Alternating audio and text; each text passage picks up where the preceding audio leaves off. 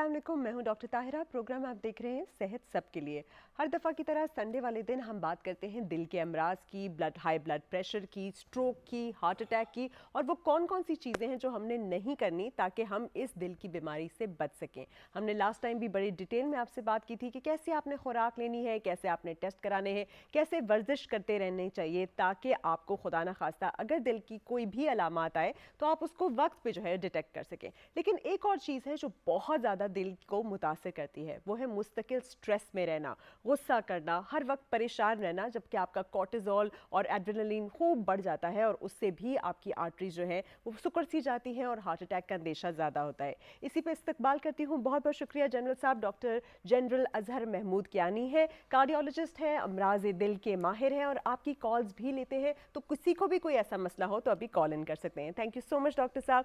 पहले सबसे बताइए कि ईद भी आ रही है, संडे भी है, तो लोग जो हैं वो जनरली रिलैक्स कैसे करें? What is a good relax phenomena कि गुस्सा भी ना आए, ब्लड प्रेशर भी शूट अप ना हो और दिल सही रहे? हाँ नहीं, ये बड़ा मुश्किल काम है वैसे ये, क्योंकि जो आजकल के आपके हालात होते हैं, कुछ माशी हालात होते हैं, कोई आपके ख़ानदानी मसले होते हैं, कोई घर के मसले होते हैं, कहीं ना कहीं स्ट्रेस टेंशन होती है। और लेकिन आई थिंक मैंने ये देखा है कि अपने देखें हमारे पास हर तरह के मरीज़ आते हैं, उनसे हमारा वास्ता पड़ता है, लेकिन जिन्होंने खुश रहना है वो खुश रहते हैं, वो हर हाल में खुश रहते हैं, है तब भी खुश हैं, नहीं है तब भी खुश हैं। कनात है, सब्र है कि जो अल्लाह ताला ने दे दिया वो शुक्र है, चले इतना तो दे दिया, इससे भी कम हो सकता था। ये चीज़ जो है वो बड़ी इंपॉर्टेंट, जिसमें ये चीज़, ये अल्लाह ताला की बहुत बड़ी नेमत है, कनात और सब्र शुक्र, ये बहुत बड़ी नेमत। जिसमें ये चीज़ आती है उसमें उसे स्ट्रेस नहीं होता, वो वाला दिन गुजारता है, फिर अगला दिन आएगा तो देखी जाएगी, फिर बड़ी वो ज़बरदस्त बात की है गुजार डॉक्टर साहब ने। अभी ब्रेक के दौरान हुआ ये कि हमारे ही एक स्टाफ में एक मेंबर थे, उन्होंने आए और वो रिपोर्ट्स दिखाने लगे और उसमें डॉक्टर साहब ने उनको बताया कि पूरी की पूरी आर्टरी जो है ब्लॉक्ड है, लेकिन वो डिसीजन का वेट कर रहे हैं। तो इस बात पे डॉक्टर साहब थोड़ा सा लोगों को बताएं कि अगर आर्टरीज ब्लॉक्ड हैं तो आपने डिसीजन का वेट नहीं करना, सर्जरी फ़ौरन करानी है और मेडिसिन से ये ठीक नहीं होगा। देखिए, मैं हमेशा इस बात को इस तरीके से देखता हूँ कि जब अल्लाह ताला ने आपको मौका दिया कि आपको तकलीफ़ हुई और आपको डॉक्टर तक पहुँचा दिया, तो ये अल्लाह ताला की बड़ी करमनवाज़ी है। मैं आपको जैसे हमेशा पुराने पुराने प्रोग्राम में ज़िक्र करता रहा हूँ कि अगर 10 लोगों को हार्ट अटैक होता है तो उनमें से सिर्फ 6 पहुँच सकते हैं अस्पताल ट्रीटमेंट, 4 की रास्ते में डेथ हो जाती है या घर पर डेथ हो जाती है। आप डॉक्टर के पास पहुँच गए तो ये अल्लाह ताला का बड़ा शुक्र है, आप टाइम पे पहुँच गए और आपका इलाज शुरू हो जाए। अब आपने वहाँ से सुस्ती नहीं करनी, जब पहुँच गए डॉक्टर के पास तो मुकम्मल इलाज करवाना है, वहाँ से वापस नहीं आना, उसको डिले नहीं करना, लेट नहीं करना। अल्लाह ताला ने आपको उतनी मोहलत दी है कि अपना इलाज करवा लें और आपकी अल्लाह ताला सेहत और ज़िंदगी को लंबा करे। और इलाज करवाएंगे तो इलाज के बाद आपकी सेहत ठीक हो जाएगी, इलाज शर्त है, फिर जाके आपको शफा और बाकी सारी चीज़ें मिलती हैं। ज़िंदगी मौत अल्लाह ताला के हाथ में है, लेकिन ये सारे हीले आपने करने होते हैं, उसके बाद फिर आप किस्मत और मौत वाले दिन की बात अच्छा करते हैं। डॉक्टर साहब, उनको ना स्टेंट से डर लग रहा था, उन्होंने कहा कि मेरा पेशेंट जो है वो बड़ा घबराया हुआ है, तो थोड़ा सा आप लोगों को एक्सप्लेन कीजिए कि ये स्टेंट डलना या एंजियोग्राफी या एंजियोप्लास्टी कोई इतने बड़े इन्वेजिव प्रोसीजर्स नहीं है, आराम से हो जाते हैं, कितनी देर लगती है, कितना दर्द होता है? बहुत अच्छा सवाल। आई थिंक ये जो सवाल है ना, जो लोगों को कन्विंस करने के लिए वो बड़ा ज़रूरी होता है। देखिए, मेरे पास जब एक बंदा एक आता है प्रॉब्लम के साथ और मैं उसे टेस्ट करने के बाद उसे कहता हूँ कि आप एंजियोग्राफी करवाएं। एंजियोग्राफी हमारा वो टेस्ट है जो हमें 100% बताता है कि कितनी नालियाँ बंद हैं, कितने फ़ीसद बंद हैं और इस मरीज़ को कौन सा इलाज चाहिए। क्या दवाइयों से इसका इलाज चल सकता है या इसे स्टेंट डालना पड़ेगा या फिर इसको बाईपास करना पड़ेगा। और फिर ये भी पता चलता है कि कितना अर्जेंट ये इलाज होना चाहिए, आज होना चाहिए, कल इंतज़ार कर सकते हैं, हफ्ते का या 2 हफ्ते का इंतज़ार कर सकते हैं या महीनों का इंतज़ार कर सकते हैं। ये इस टेस्ट पे पता चलता है। और जब उस टेस्ट में इमरजेंसी हो कि नाली आपकी अड़ी हुई है और एक धागे के साथ वो चल रही हो और हार्ट अटैक किसी लम्हे भी आप एक्सपेक्ट कर सकते हैं, तो वो लम्हा आप ज़ाया कर देते हैं। फिर जब हार्ट अटैक होता है तो हार्ट डैमेज हो जाता है। हमारी ये पूरी की पूरी जो कोशिश होती है एंजियोग्राफी, एंजियोप्लास्टी, स्टेंट डालना, कि उस हार्ट अटैक से हम बचें, वो नौबत ना आए। क्योंकि हार्ट अटैक का मतलब यह है कि इतना हिस्सा दिल का मर गया बिल्कुल, और जिसे फिर हम वो वापस नहीं ला सकते, रिवाइव नहीं हो सकता। एक रिवाइव नहीं कॉलर कर ले सकते। लेते हैं फिर कंटिन्यू करते हैं। जी अस्सलाम वालेकुम। जी अस्सलाम वालेकुम, कौन कहाँ से? अच्छा, इनकी आवाज़ बहुत मफल्ड है, आप थोड़ा सा। हेलो जी अस्सलाम वालेकुम। टीवी बंद है। टीवी बंद करें और ये फिर बंद साल से बात कर रहा हूँ मैं। जी जी, आप अपना सवाल पूछिए डॉक्टर साहब से।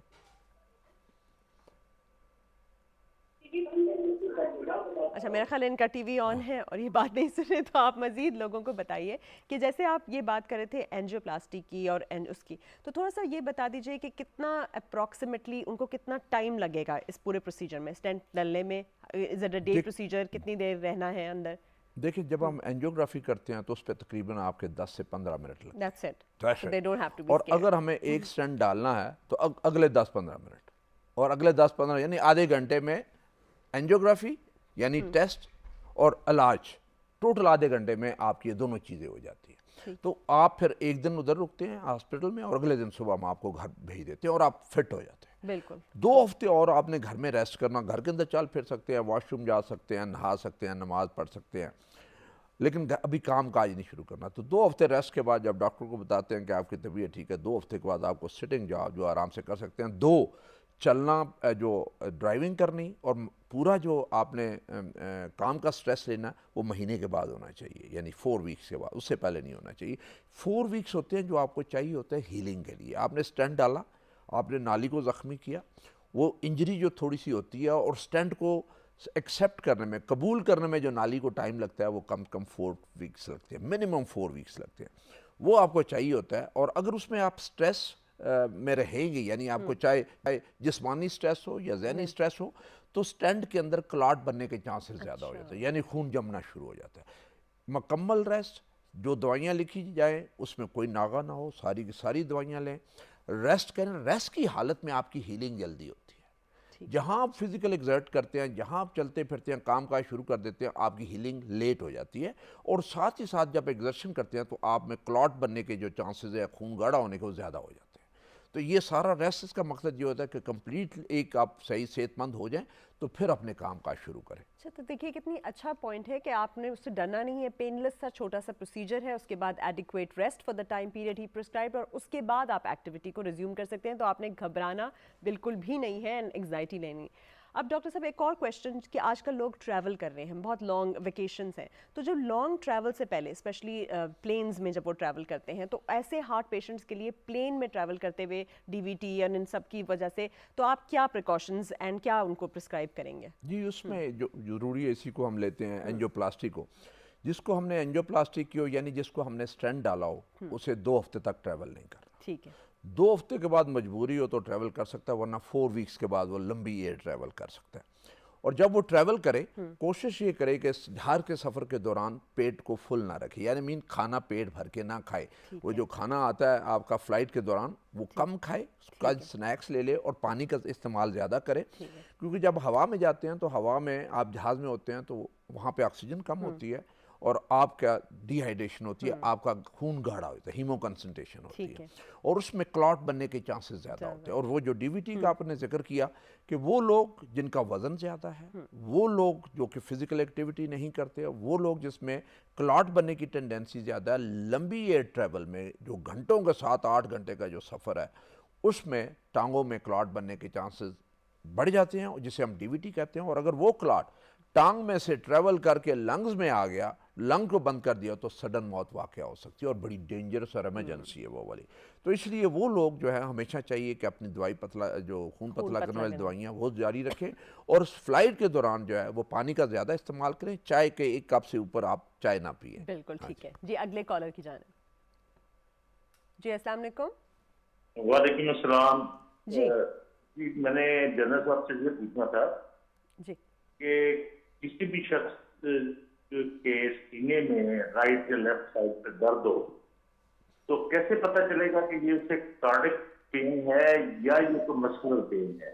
इसके लिए क्या, और वो ऐसे थोड़ी देर के बाद वो खत्म हो जाएगा, तो उससे क्या समझा जाए? ठीक है, चलिए आपको बताते हैं। Thank you. हाँ, ये बहुत अच्छा सवाल है उनका। एक छाती का दर्द है, चाहे दाएं तरफ है या बाएं तरफ है, कैसे पता चलेगा कि ये दिल का दर्द है? देखिए, जो दिल का दर्द आपको किसी भी जिस्मानी मशक्क़त पे आए, एग्जर्शन पे आए, या कोई वज़नी चीज़ उठाएं या गुस्सा करें या सीढ़ियाँ चढ़ें, उस वक्त आए और जो ही आप रेस्ट करें और वो ठीक हो जाए, तो ये दिल का दर्द है। खाना खाने के बाद जब भी आपको सीना भारी हो जाए, और घुटन महसूस हो और सीने में तंगी महसूस हो या ऊपर गर्दन में जाए या जबड़े में जाए या बाजू में आ जाए तो ये दिल का दर्द है। कई दफ़ा होता यह है कि सीने में दर्द नहीं होता, आपको पेट में दर्द होता है और पेट में दर्द के साथ आपको घबराहट और पसीना आता है और ऐसे लगता है कि जैसे जान निकल रही है और आप लगता है कि शायद मेरा मैदा ख़राब हो गया। मैदा नहीं होता, एक ख़ास किस्म का हार्ट अटैक होता है जिसे हम इन्फीरियर मायोकार्डियल इन्फॉक्शन कहते हैं और उसका पेन जो है कई दफ़ा सिर्फ मैदे में होता है, छाती में होता ही नहीं। और डॉक्टर भी कई दफ़ा कहते हैं जी कि ये शायद मैदे का दर्द है और लेट हो जाता है और हार्ट अटैक उसका इलाज नहीं होता। एक जो सीने का दर्द है जो कि घंटों के हिसाब से रहता है और आपको कुछ नहीं होता, वो मस्कुलर दर्द है, वो दिल का दर्द नहीं है। जो दिल का दर्द आता है वो आपको अगर 4, 5, 10 मिनट से ऊपर हो जाए तो वो हार्ट अटैक में कन्वर्ट हो जाता है और वो मैं हमेशा मरीज को कहता हूँ आपका पटाखा बोल जाता है। लंबा दर्द घंटों के हिसाब से हार्ट का नहीं होता, चंद मिनट होता है।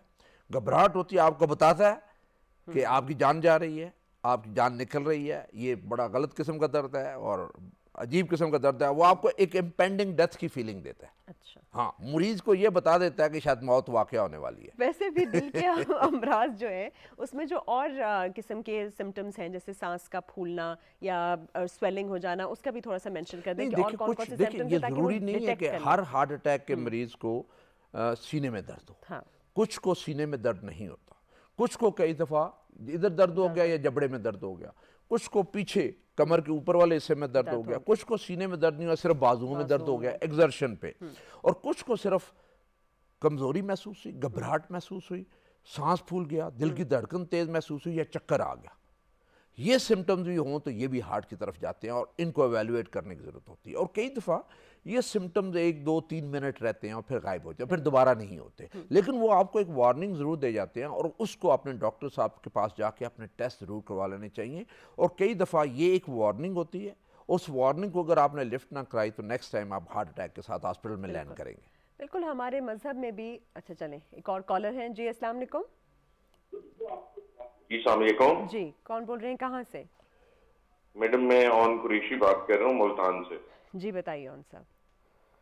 मैडम मैंने ये सर से पूछना था, डॉक्टर साहब से, कि मेरी मदर का ऑपरेशन हुआ था, उनको ये स्टेंट हुए थे आज से 8-10 साल पहले जी, और उसके बाद उन्हें अभी तक ऐसा कोई प्रॉब्लम तो नहीं हुआ, लेकिन कोई प्रिकॉशन यूज कर सकते हैं हम क्या, कोई फर्दर कोई टेस्ट उनके? जी ठीक है, थैंक यू वेरी मच, बहुत शुक्रिया। जी, ये आई थिंक ये सवाल आम है कि लोगों को साल से स्टेंट डले हुए हैं और उन्हें कोई सिम्टम्स भी नहीं हैं, वो अपनी वो दवाइयाँ बाकायदगी से ले रहे हैं और ऐसा रोज़ाना के चलने फिरने में उन्हें एक्टिविटी में कोई प्रॉब्लम नहीं होता, तो कैसे उन्हें एवेलुएट या असेस करें कि उनके स्टेंट सही काम कर रहे हैं कि नहीं कर रहे। होता यह है कि जैसे उन्होंने मदर का जिक्र किया, हमारी ख्वातीन हैं, अगर बुज़ुर्ग ख्वातीन हैं, वो चलती भी कम है, फिजिकल एक्सर्शन भी कम है, तो हमें नहीं पता। नॉर्मली तो एक चलने फिरने वाला जो मरीज़ होता है वो जब चलता है, सीढ़ियाँ चढ़ता है, आधा घंटा लगातार चलता है, तो उसे अगर सीने में दर्द होता है तो एक वार्निंग मिल जाती है कि शायद ये स्टेंट बंद हो गया या नई जगह पे नई बीमारी आ गई है। तो ऐसे मरीज़ जिस तरह इन्होंने अपनी वालदा का जिक्र किया, वो इस तरह के जो मरीज़ हों तो उनके जो टेस्ट हैं, नॉर्मल ब्लड टेस्ट तो सारे होने चाहिए, जिसमें CP है, शुगर है, किडनी के टेस्ट है, रीनल फंक्शन टेस्ट है, लिपिड प्रोफाइल है, यूरिक एसिड है, इको ECG ये होनी चाहिए। और अगर ये स्ट्रेस टेस्ट या ETT कर सके तो वो होना चाहिए। अगर वो नहीं कर सकती तो मेरा इनको ये मशवरा है कि जब 5 साल से ज़्यादा आपके स्टेंटों को हो जाए तो एक CT एंजियो ज़रूर करवा लें। चलिए, 5 साल के बाद CT एंजियो। जी, नेक्स्ट कॉलर। अस्सलाम वालेकुम सर। जी अस्सलाम वालेकुम, बताइए। अस्सलाम वालेकुम सर, मैंने 2001 में कार्डियक स्टेंट डलवाया था। हेलो, आवाज आ रही है? जी जी आ रही है, बिल्कुल आ रही है, बहुत अच्छी तरह आ रही अच्छा, 2001 में मैंने कार्डियक स्टेंट डलवाया था। है। जी, उसके बाद LED में जो 85% ब्लॉकिश थी। अभी मैं पिछले दिनों फिर डॉक्टर के पास गया तो उन्होंने कहा कि फिर कोई एंजियोग्राफी वगैरह कर लें। डॉक्टर ने कहा नहीं, आप तीसरी मंजिल सीढ़ियों को चढ़ सकते हैं, तो एंजियोग्राफी की कोई जरूरत नहीं है। कहता आप ठीक है। ठीक है। फिर ATT भी करवाया।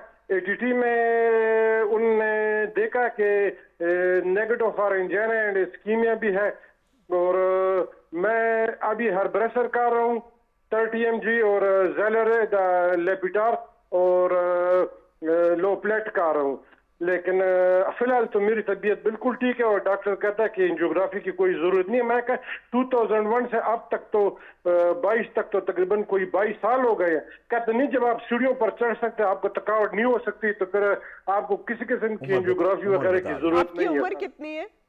उम्र मेरी 61 है बस ठीक है, माशाल्लाह। fine। चलें, और इजेक्शन फ्रैक्शन मोर देन 60 है। ठीक है। वेरी नाइस, थैंक यू, बहुत शुक्रिया। बहुत वेल इन्फॉर्म्ड पेशेंट थे, बड़ी नहीं डिटेल। नहीं फर्स्ट क्लास। आई थिंक इन्होंने हमें सारी इन्फॉर्मेशन, दे सारी दी। हिस्ट्री दे दी, सारे जी। टेस्टों के बारे में बता दिया माशाल्लाह। आई थिंक आपके डॉक्टर साहब बिल्कुल सही कह रहे हैं कि आपको एंजियोग्राफी की ज़रूरत नहीं है। आपकी ईटीटी नॉर्मल है, आप सीढ़ियाँ चढ़ सकते हैं, आप 3 दवाइयाँ खा रहे हैं, यही दवाइयाँ चाहिए होती है माशाल्लाह। आपको तकलीफ़ नहीं है, आप बिल्कुल फिट है, बस ऐसे ही जारी रखें। और कभी कहीं अगर चलने से सीने में दर्द हो तो फिर आप बेशक किसी सीटी एंजियो का सोच सकते हैं।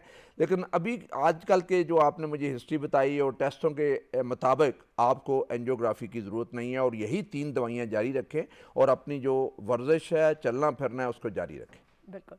डॉक्टर साहब, हमारे पास जो अभी पेशेंट आए थे उन्होंने जिक्र किया कि ये 3rd पेशेंट है उनकी फैमिली में, लेकिन वो खुद भी ओवरवेट से थे और उनको मसाइल थे, पर उन्होंने कभी टेस्ट कराने की ज़हमत नहीं की। तो थोड़ा सा आप लोगों को ये बताएंगे कि किस तरह अगर उनकी फैमिली में उनके सामने अल्लाह ताला वार्निंग साइंस दिखा रहा है, भाई को हो रहा है, किसी और को हो रहा है, तो उन्होंने खुद का कैसे ख्याल रखना है और टेस्ट कब कराने हैं और कैसे कराने हैं? जी जी, ये बड़ा ज़रूरी है। आई थिंक जब आपकी फैमिली यानी आपके घर में वालदैन बहन भाई किसी को हो जाए, या ददियाल ननियाल में आपके फर्स्ट कज़न्स को हो जाए, चचा ताया फूफी खाला, इनको किसी को हो, तो चांसेस हैं कि आपको भी ये बीमारी होगी। अगर उसमें फिर ये चाहिए कि वो पूरा ख़ानदान जो है बेस लाइन अपने टेस्ट ज़रूर करवा ले। जैसे कोलेस्ट्रॉल का टेस्ट है, शुगर का टेस्ट है, वो करवा ले। अगर 40 साल से ऊपर उम्र है तो ईसीजी, इको और ईटीटी साल में एक दफ़ा आप वर्जिश वाला टेस्ट ज़रूर करवा लें। ये कई दफ़ा होता है कि अगर आपकी कोई बीमारी छुपी हुई है और आपको पेन भी नहीं हुआ, अगर कहीं दर्द हुआ है तो आपने उसे लिफ्ट ही नहीं कराई, लेकिन वो ईटीटी फिर कई दफ़ा पिक कर लेती है कि आपकी नालियाँ बंद तो नहीं हैं, और वहाँ से ईटीटी से आपको पता चल जाता है। फिर डॉक्टर कहता है जी नहीं, इसको तो फर्दर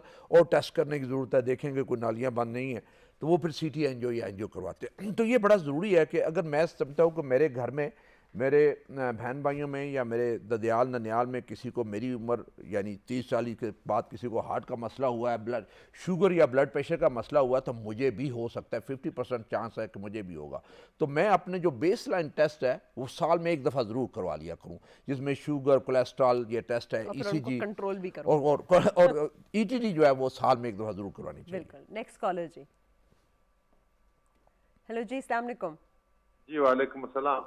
जी पूछिए। जी मैंने ये पूछना था, मैं स्पोर्ट्स के दौरान जब खिलाड़ी को दिल का दौरा पड़ता है खेलते समय, तो क्या इसका कोई असर बगैर तो इसको कैसे पता चलेगा कि इस खिलाड़ी को ये बीमारी है क्या नहीं? इसकी कोई वजूहात, कोई असरात, कोई खिलाड़ी को कैसे पता चलेगा, वो पूछ रहे हैं।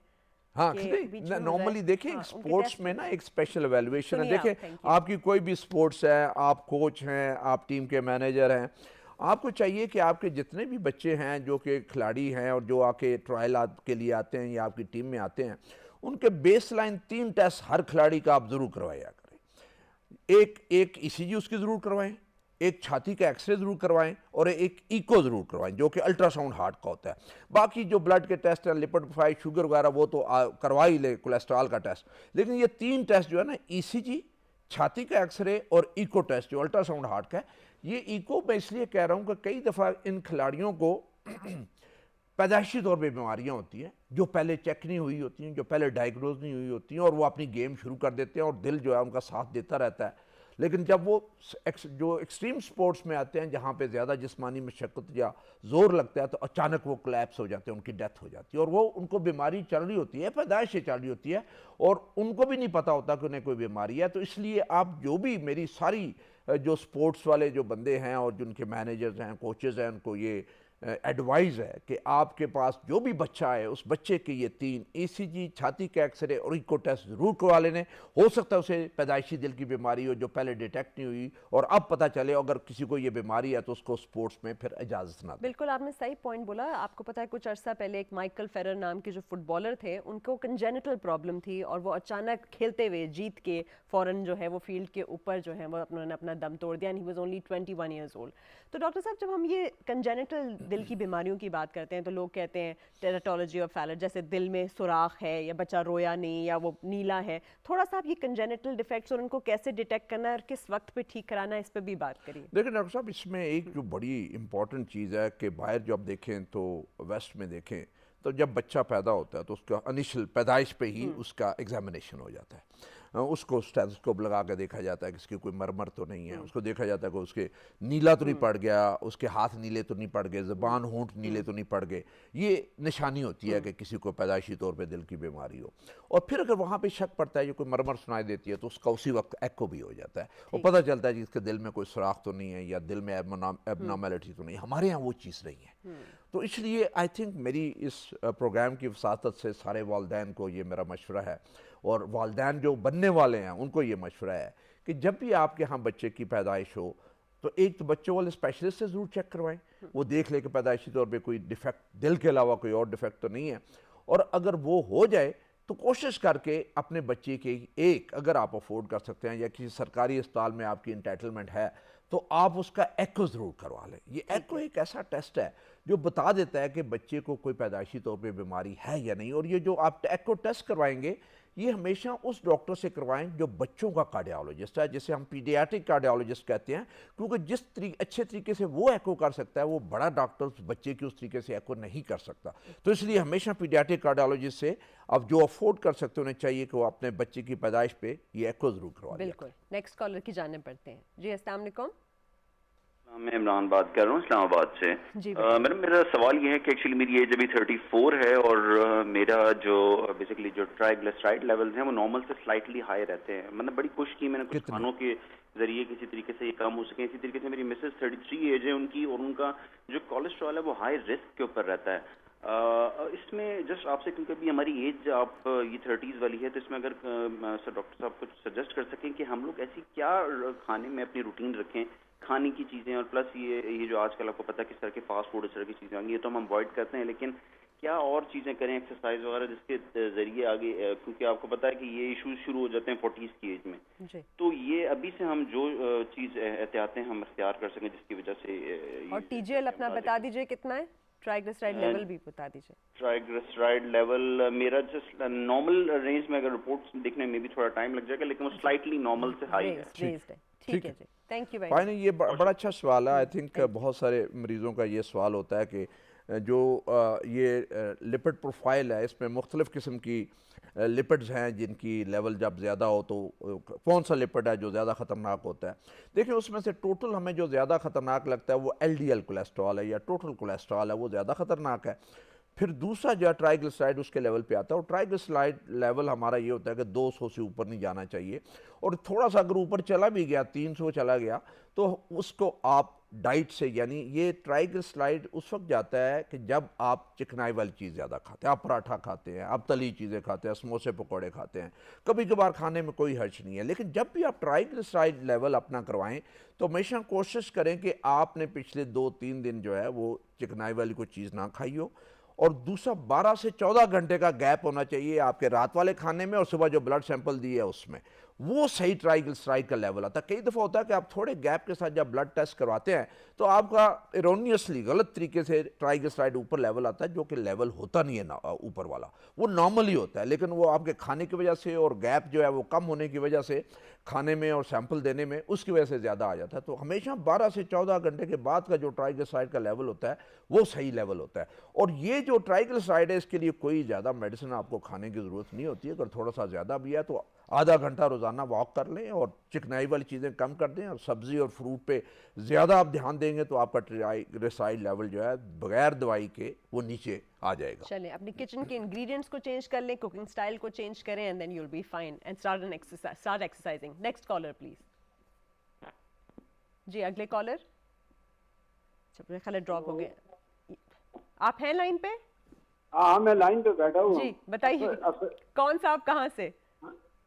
असद बोल रहा हूँ जी, कहाँ से बताइए? DHA इस्लामाबाद। चले वेरी नाइस, बताइए अपना सवाल पूछिए। डॉक्टर साहब मेरा मसला ये है कि मुझे 2-3 जगह से मैंने चेक कराया डॉक्टरों से, तो उन्होंने यही कहा था कि आप एंजियोग्राफी कराएं। जब मैंने एंजियोग्राफी कराई है तो उसमें ये हुआ कि उन्होंने कहा जी कि आपकी वेन जो है वो बड़ी बारीक है। पहले उन्होंने कहा था कि हम स्टंट डालेंगे, स्टंट उन्होंने नहीं डाला, फिर उन्होंने कहा जी आपकी वो वेन जो है बहुत ही कमजोर है, उसमें नहीं हो सकता। तो फिर एंजियोग्राफी करके मुझे अभी दवाएं देनी शुरू कर दी है। तो ये मैं पूछना चाहता हूँ कि वो कह रहे हैं जी उसमें कोलेस्ट्रॉल वगैरह जमा हुआ है तो वो दवाइयों से ही थी। उम्र कितनी? उम्र कितनी है आपकी? मेरी उम्र 64 है जी। 64 blood pressure। शुगर है कैल्शियम का आपको? कह रहे थे को कैल्शियम को जमा हुआ है, वो कह रहे थे छोटी वेन जो है उसमें हमने वो तारें वगैरह डाल के देखी हैं, लेकिन वो नहीं खुल रही। ठीक। इस शुगर है वजह से आपको? वो जी शुगर और ब्लड प्रेशर है आपको? शुगर है मुझे। स्मोकर है। स्मोकर भी हैं आप? हैं जी? आप सिगरेट नोशी करते जी हैं? जी जी। पहले करता था, अभी नहीं। अच्छा, पहले करते थे, अब नहीं करते। जी जी। ठीक है अच्छा, जी। आई थिंक ये चलिए, बहुत शुक्रिया, बहुत सारे thank you। ये जितने भी शुगर के मरीज़ होते हैं और अगर उनकी लंबी शुगर हो बीमारी के, यानी 10-15 साल 5 साल से ऊपर हों, तो उनकी नालियाँ जो हैं उनका इसी तरह ही होती हैं कि छोटी हो जाती हैं। वो पूरी कुछ तो ब्लॉकेज होता है ना, एक जगह पे ब्लॉक हुआ तो आगे जाके उतना नाली का हिस्सा वो नॉर्मल होगा। इनका पूरी नाली में ही बीमारी होती है नीचे तक, और जैसे माउथ रिटन जैसे कहते हैं जी कि वो डिफ्यूज डिजीज़ जो होती है वो वाली होती है। और कई दफ़ा जो है वो उनका साइज़ इतना छोटा होता है कि वाकई ये डॉक्टर साहब ने देखा होगा कि स्टेंट का इतना छोटा साइज़ नहीं होता जो उसमें फ़िट हो सकता, तो वो कहते हैं कि इसको वैसे ही छोड़ दिया जाए। लेकिन एक तो ये होता है कि बहुत छोटी हैं, तो अगर दवाइयों से उनके सिम्टम ठीक हो जाते हैं तो दवाइयों से ही आप कंट्रोल करें ताकि मरीज़ को सिम्टम्स ना हो और मरीज़ अपने रोज़ाना का काम काज आराम से करे, उससे काम काज करते हुए सीने में दर्द ना हो, तकलीफ़ ना हो। दूसरा ये होता है कि अगर इतना छोटा साइज़ है और ये कैल्शियम का इन्होंने जिक्र किया, कैल्शियम फिर एक और फैक्टर बीच में आ जाता है। तो कई दफ़ा हम देखते हैं कि अगर स्टेंट नहीं डाल सकता तो आजकल बैलून आ गए हैं, और वो बैलून उसके ऊपर ड्रग कोटेड होते हैं। वो उन्हें ड्रग कोटेड बैलून या ड्रग लूटिंग बैलून, डेब जो बैलून्स कहते हैं, वो उस बैलून से खोल देते हैं अगर उसकी ज़रूरत है। लेकिन अगर कैल्शियम हो तो फिर दर्द थोड़ा सा मुश्किल हो जाता है, क्योंकि कैल्शियम क्रैक होती है और कहीं से अगर नाली डिसेक्शन या फटे तो फिर उसमें स्टेंट की ज़रूरत पड़ जाती है। तो फिर कोशिश ये करते हैं कि कंट्रोल तरीके से इस तरीके से बैलून करें कि उसमें वो डिसेक्शन या वो नाली वो फटे ना, तो वो खुल सकती है। लेकिन अगर आपको दवाइयों से ही आराम आ जाए और इसकी ज़रूरत ना पड़े और परहेज़ करें और अपनी शुगर को कंट्रोल करके रखें, वॉक करें, और जैसे ये सिगरेट पीते थे इसको बंद कर दें और वज़न को कम कर दें, तो ये सारी चीज़ें जो है दवाइयों से ही इंशाल्लाह कंट्रोल हो जाएंगी। चलिए, वज़न कम करिए, कम खाइए, आने वाली ईद पे भी कम कम खाना है। जी, अगले कॉलर। जी, कौन और कहाँ से बोल रहे हैं? जी, अस्सलाम वालेकुम। हेलो जी जी, कौन कहाँ से बोल रहे हैं? अस्सलाम वालेकुम। वालेकुम सलाम जी, बताइए। मैं खालिद खटक मेरा नाम है जी और मैं डिस्ट्रिक्ट नौशहरा से जी बात कर रहा हूँ, KPK डिस्ट्रिक्ट नौशहरा से। जी जी, थैंक यू। मैंने हार्ट सर्जरी मेरी हुई है जी और डॉक्टर शाकार साहब ने की है जो सर्जन हैं। ठीक है। कब की? तो उन्होंने वो कर ली। अभी मुझे तो खास वो नहीं है, लेकिन कभी कभी तक मैंने सर्जरी कराई थी 14 फरवरी को इस साल? जी इसी साल कराइए? जी जी। अच्छा, इसी ठीक है। साल 14 फरवरी को बड़े मैंने अच्छे डेट पे कराई आपने दिल की सर्जरी। आगे आपको मसला क्या है अब? सवाल क्या है? मसला मुझे अभी ये है जी। एक खास वो नहीं, 90% तो मैं बेहतर हूँ, लेकिन मसला ये कि जब मुझे खांसी आती है जी, तो उसमें थोड़ा दर्द होता है सीने में। ठीक है। उम्र भी बता दीजिए अपनी। उम्र मेरी है 69 69। और शुगर पेशेंट हूँ कंट्रोल रहती है। और इंसुलिन लगा रहा हूँ, उसके साथ मेरी शुगर नॉर्मल रहती है। ठीक है। और उन्होंने मुझे कहा, कह रहा ये खुराक में ये कहा, कह रहा आप मोटा गोश्त इस्तेमाल नहीं करेंगे, चावल आप नहीं ले सकते, लेकिन अगर आप लेना चाहें तो ब्राउन राइस लिया करें, और ये जो फ्रेश सैलेड है ये आप इस्तेमाल नहीं करेंगे और वजन नहीं उठाएंगे। तो मैं सब कुछ कर रहा हूँ, लेकिन अभी भी जब मैं खांसी आती है तो पसलियों में थोड़ा मामूली पेन ठीक है महसूस करते हैं। चलिए, आप सुनिए। बहुत शुक्रिया। फ्रेश सैलेड इस्तेमाल कीजिए। हाँ नहीं, आई थिंक ये देखिए जो फ्रेश सैलेड है और फ्रूट है वो आपके दिल के लिए बहुत अच्छा होता है। और अगर आपका बाईपास हुआ है तो बाईपास को खोल के रखता है और उसको बंद नहीं होने देता। बाकी इनके आई थिंक अभी 3 महीने से ऊपर जो है इनके हो गए हैं इसको सर्जरी को, और 3 महीने में जो आपको सीने की जो हड्डियाँ कटी होती हैं वो जुड़ जाती हैं, उनकी हीलिंग हो जाती है। तो ये जो खांसने से या जोर लगाने से कई दफ़ा दर्द होता है, ये नॉर्मल है, इसको आपको फिक्र करने की कोई ज़रूरत नहीं। अगर आपको खांसी तंग करती है और आपको सीने में दर्द होता है तो सीने पे कुशन या कोई गद्दा जो है या पतला से इधर चीज़ रख लेंगे तो फिर आपको दर्द नहीं होगी। अच्छा डॉक्टर साहब, लेफ्ट पे सोना चाहिए या राइट पे? क्योंकि कहा जाता है ना कि लेफ्ट पे आप सोएं या राइट, व्हाट इज द मैं तो आइडियल आप उल्टे सो जाए, दिल को कुछ नहीं होगा। कुछ नहीं होगा। साइडों से देखेंगे, ज्यादातर हम मरीजों के यही सवाल होता है जी कि मैं राइट पे सो सकता हूँ, लेफ्ट पे। आप हर साइड पे सो सकते हैं, बस सो जाएं, लेकिन सो पूरी जाए। रात हाँ, की यस। नींद बड़ी जरूरी लेकिन है। कुछ लोगों के ज़हन में ये होता है कि लेफ्ट साइड पे सोने से शायद दिल नीचे आ जाएगा या दिल बैठ जाएगा, और गड़बड़। ऐसा नहीं होता। ठीक है। आप किसी भी साइड पे सो सकते हैं, और उसका दिल इतना डीप पड़ा होता है कि उसको कोई असर नहीं होता।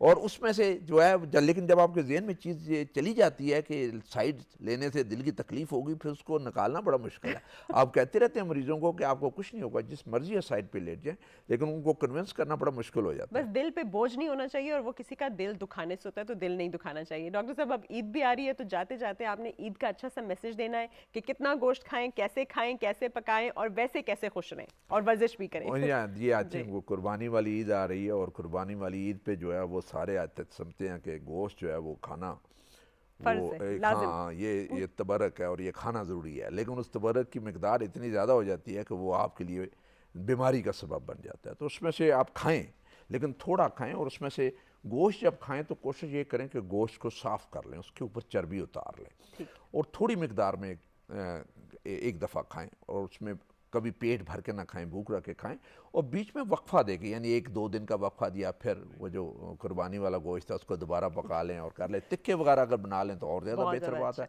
उससे ये होती है कोई चर्बी वर्बी पिघल के वो निकल जाती है, और वो आपके लिए वो जो है वो अच्छी चीज़ होती है। वो मरीज़ जिनको दिल की तकलीफ है उन्हें बहुत ज़्यादा एहतियात करने की ज़रूरत है। थोड़ा गोश्त खाएँ, गोश्त में चर्बी होती है, जो ही आप गोश्त खाते हैं तो वही चर्बी आपकी खून में और नालियों में चली जाती है, खून को गाढ़ा कर देती है। जिनको स्टेंट डला हो उसमें स्टेंट बंद होने के चांसेस होते हैं, जिनको बाईपास हो उनका बाईपास बंद होने की ज़रूरत जो है वो चांसेस होते हैं।